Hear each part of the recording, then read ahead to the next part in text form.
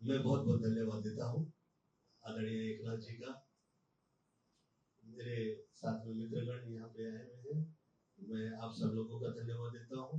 जो लोग यहाँ पे पत्रकार वर्ग से आए हैं, आप सभी का धन्यवाद देता हूँ और ईश्वर से प्रार्थना करता हूँ कि जो काम मुझे मिलेगा मैं ईमानदारी के साथ वो काम कर पाऊँ, ऐसे भाई के चरणों में मेरी प्रार्थना है। और जो मैंने मराठी में कहे हैं आपको उसको हिंदी में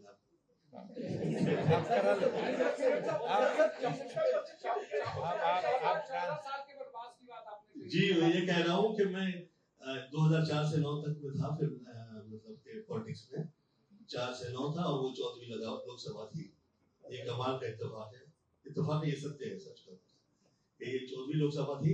उसके 14 वर्ष बाद मैं आज पुनः मैं आया हूँ इस जगह पे। अरे बोलिए तो पुनः आया हूँ यहाँ पे और मैं उम्मीद करता हूँ कि जो आप जो काम कर रहे हैं, चाहे सौंदर्यीकरण के हो, चाहे प्रोग्रेस के हो, चाहे जो इंफ्रास्ट्रक्चर के विषय के हो, वो तो हो ही रहे हैं, वो आप सब देख रहे हैं। मुझे ऐसा लगता है कि जो अभी इससे पहले कभी देखा नहीं। जैसे मैं उदाहरण कहूँ, ईश्वर से डर के उदाहरण देना चाहूँ, क्योंकि जिस वक्त हम प्रार्थना कर रहे होते हैं तो ये प्रार्थना होती है कि किसी की दृष्टि न लगे कि ये जो शहर में जो हम लोग कल्पना किया करते थे, वो कल्पना का सत्य और कई शहर लेके बैठ गए। मुझे ऐसा लगता है प्रेरणा तो सब मुंबई से मिली है, और जो प्रेरणा मिली, जो आर्ट एंड कल्चर की हो, चाहे वो सितारों की और वो चांद की हो, वो जो सपना हम देखा करते थे, मुझे ऐसा लगा कि आदरणीय एकनाथ जी के साथ हम लोग वो पूरा कर सकते हैं, वो सपना साकार हो सकता है। और जो फिल्म सिटी है वो विश्व में, वर्ल्ड की जो मॉडर्न सिटी है वो ऐसी तैयार हो सकती है। मैं वो शुभेच्छा करता हूं कि जो माया नगरी से हम लोग जुड़े हैं और जो आगे निकले हैं और पूरी दुनिया में इज्जत मिली है, उसके साथ हम ईमानदारी से पेश आए।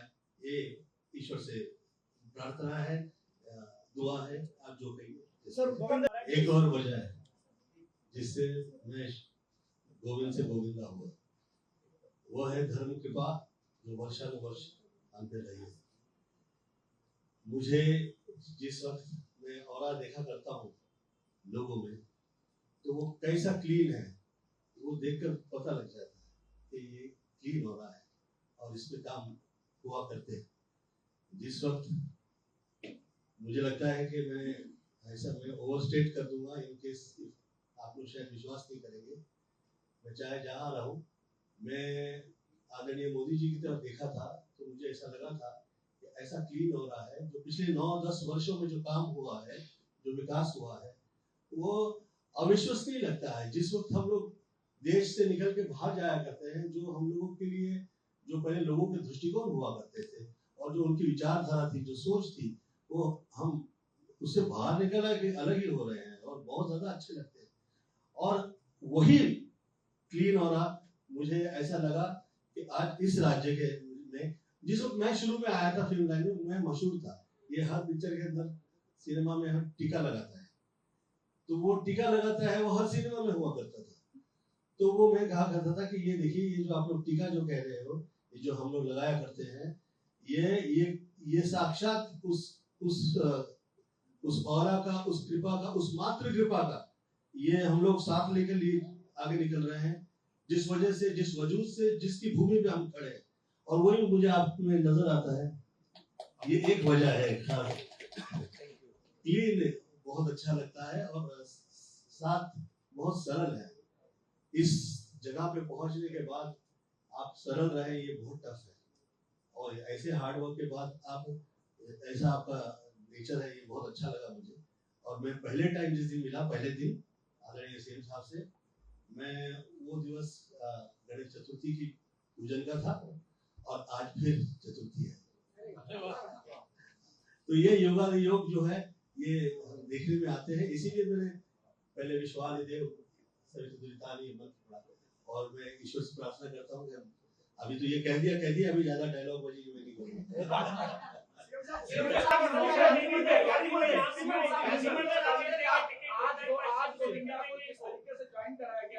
अरे भैया आप लोग देंगे क्या टिकट? सर हिंदी में प्लीज एक्सप्लेन। अरे भैया उनको टिकट नहीं चाहिए, जबरदस्ती उनको क्या टिकट देके गाँव भेज रहे?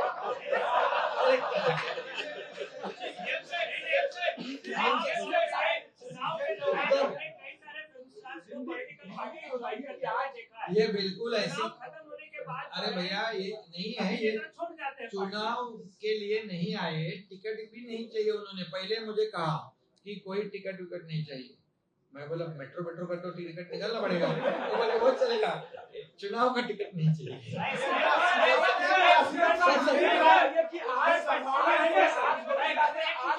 शिवसेना ज्वाइन की है, शिवसेना कितना मजबूत होगी और खास करके एक जो सेलिब्रिटी की आवाज है वो लोगों तक किस तरीके से? बिल्कुल, देखो उनकी जो पहचान है, आज भी लोग चाहते हैं, जहाँ भी जाते हैं लोग हजारों लोग जमा हो जाते हैं उनको देखने के लिए।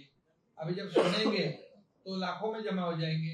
अभी उनको हम सुनाएंगे लोगों को स्टार प्रचारक के माध्यम से, तो ये अच्छा है ना। क्या है वो एक लोगों में जो शिवसेना का काम है, सरकार का काम है, वो उनकी आवाज में जाएगा तो लोगों को काफी अच्छा लगेगा। हम लोग बोलने से वो बोलने में बहुत फर्क है। उस सीट को लेकर क्या रणनीति है?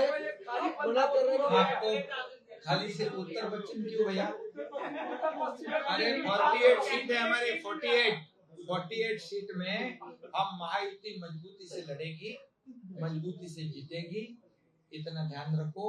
ये मैं बता रहा हूँ कि जो राज्य में काम हुआ है पिछले 1.5-2 साल में, वो सब लोगों ने देखा है। घर बैठने वाली ये सरकार नहीं है, ये फील्ड पे उतर के काम करने वाली सरकार है, लोगों के दुख दर्द में सुनने वाली सरकार है, उनसे संवाद बातचीत करने वाली सरकार है और उनके प्रश्न मिटाने वाली सरकार है। किसान हो या माँ बहनें हो, युवा हो, कामगार हो, सीनियर सिटीजन हो, सभी लोग, सभी वर्ग के लोगों के लिए सरकार ने काम किया है। और ये सरकार ने इतने बड़े बड़े निर्णय लिए हैं कि ये तो आपके सामने है। और निश्चित रूप से इतने बड़े प्रोजेक्ट चल रहे हैं। आज महाराष्ट्र में MTHL अटल सेतु, यहाँ पर कोस्टल हाईवे, ये कोस्टल हाईवे हम इनके लिए विरार तक लेके जाने लगे, क्योंकि विरार का कोरोना कहते हैं। संजय निरुपम नाराज चल रहे हैं, उन्होंने कहा कि कोई भी रास्ता अपना सकते हैं। संजय निरुपम जी ने कहा है, वो आपके मीडिया के चैनल के थ्रू मैंने देखा है, क्योंकि उन्होंने कहा कि मैं खिचड़ी चोर का प्रचार नहीं करूंगा। बराबर ना? कैसे करेगा कोई? कौन कर सकता है? कोविड में हम लोग तो सबको मदद कर रहे थे, कोई लोग पैसे कमा रहे थे, और ये तो खिचड़ी चोरी करना, डेड बॉडी बैग में पैसे खाना, ये तो बहुत पाप है ना। इसलिए संजय महापाप है, इसलिए संजय निरुपम जी ने बराबर कहा है।